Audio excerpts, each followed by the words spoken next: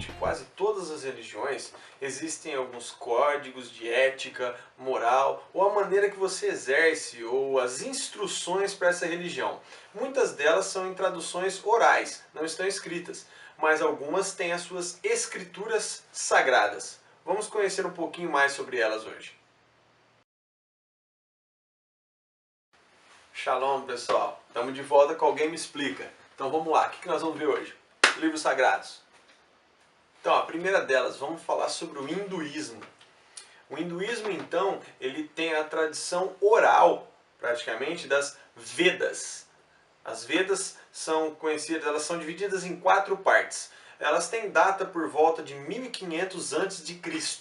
Mas na realidade, a Veda escrita, né, em papel, que nós podemos tocar hoje, elas são por volta de 2 a.C. Então são as Vedas. Elas são divididas em 4 partes. Essas 4 partes, então, são a Rig Veda, Samaveda, Yajurveda e a Atharva Veda. Essas são as 4 divisões das Vedas, que praticamente constituem o livro sagrado do hinduísmo, que são as Vedas. Acredita-se que essas 4 Vedas, né, essas 4 partes separadas, elas foram compiladas por volta de 1500 a 900 a.C., mesmo sendo compiladas na questão oral. Escritas mesmo, hoje nós que podemos tocar, como eu disse, do 2º século a.C.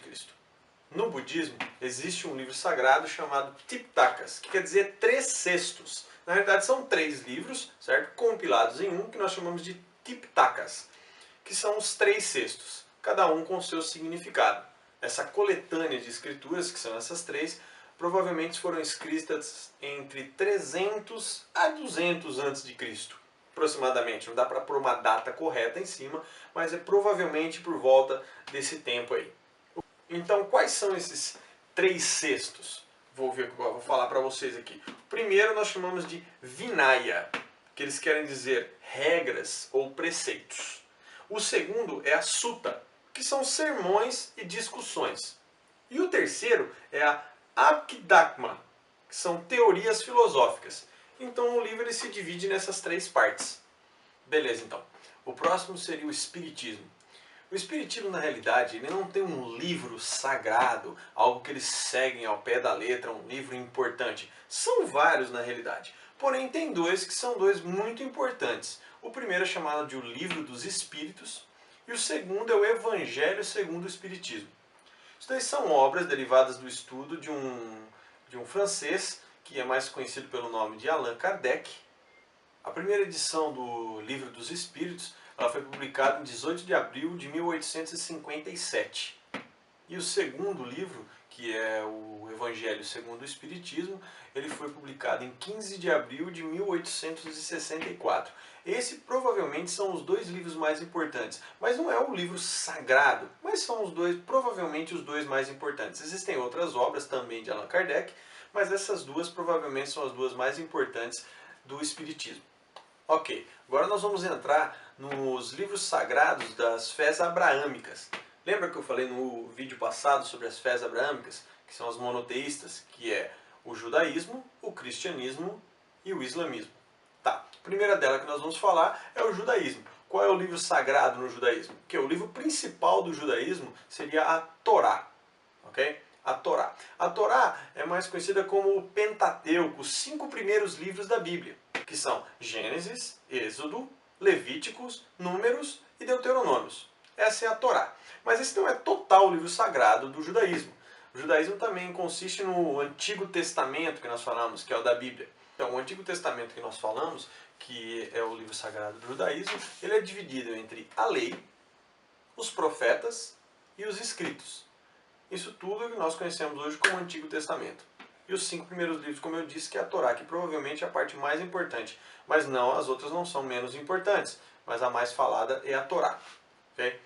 Ela foi escrita por volta de, acredita-se por tradições, entre 1200, 1300 e 1200 a.C., antes da era cristã.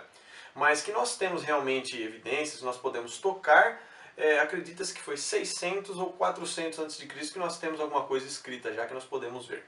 Então esse é o livro sagrado do judaísmo. Ok, o próximo livro que nós vamos falar é o Alcorão.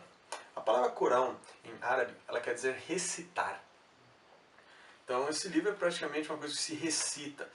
Às vezes é até bonito quando nós ouvimos o imam, né, que seria como se fosse o sacerdote, algo do gênero, da fé islâmica, quando eles leem o Corão, é quase que eles estão cantando, recitando alguma coisa. Então a palavra Corão quer dizer recitar, ok?